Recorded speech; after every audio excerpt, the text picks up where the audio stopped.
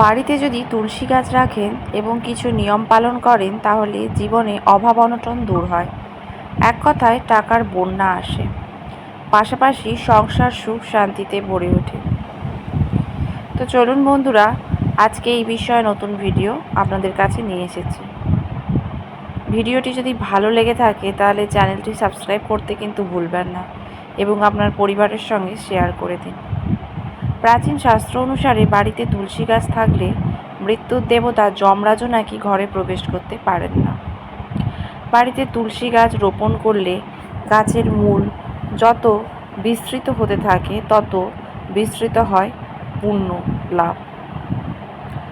তুলসী পাতা দিয়ে নারায়ণের পুজো করলে সারা বছর জীবনের পাপ নষ্ট হয়, সারা জীবনের যত পাপ থাকে তা নষ্ট হয়ে যায়। বাড়ির যেদিকে তুলসীর গন্ধ যুক্ত বায়ু প্রবাহিত হয় সেদিক পবিত্র হয়।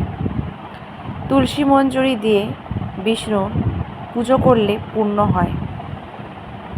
বিশ্বাস করা হয় নর্মদা ও গোদাবরী নদী স্নান করলে যে পুণ্য লাভ করা হয়, তুলসীর পুজো করলে সেই একই পুণ্য লাভ করা হয় বা একই ফল আমরা পেতে পারি। তো এরপর যা বলবো তা হলো, বাস্তুশাস্ত্র মতে বাড়িতে বা বারান্দায় তুলসী রাখলে তা অত্যন্ত শুভ। বিশেষ করে উত্তর পূর্ব দিকের বারান্দাতে যদি তুলসী রাখা হয়। একই সঙ্গে তুলসী গাছের নিচে একটি শালগ্রাম শিলা পাথর রেখে দিতে পারেন। শালগ্রাম শিলাকে খুবই ভগবান বিষ্ণুর স্বরূপ বলে মনে করা হয়।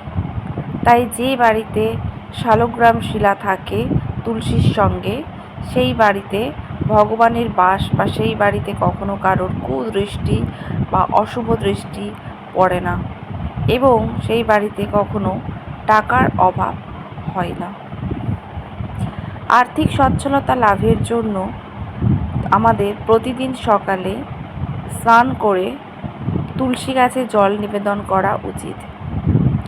মহিলারা স্নান করে মাথায় ঘোমটা দিয়ে তুলসী গাছে জল নিবেদন করলে মা লক্ষ্মী খুব সন্তুষ্ট হয়। জল দেওয়ার সময় মনে মনে এই তুলসী মন্ত্রটি বলুন: তুলসী তুলসী বৃন্দাবন, তুলসী তুমি নারায়ণ, তোমার মাথায় ঢালি জল, অন্তিমকালে দিও স্থল।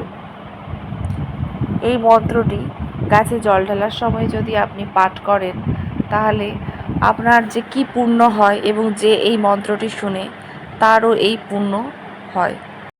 তো বন্ধুরা, আজকের এই ভিডিওটিতে আমরা আপনার সমস্ত পুণ্যের জন্য তুলসী গাছকে কি মন্ত্র বলে জল দিয়ে নিবেদন করা উচিত তা জানালাম। আশা করি আপনাদের ভিডিওটি ভালো লেগেছে এবং আপনারাও পরবর্তী সময়ে যদি জেনে নাও থাকেন তাহলে এই মন্ত্রটি দিয়েই তুলসী গাছে জল নিবেদন করবেন। নমস্কার।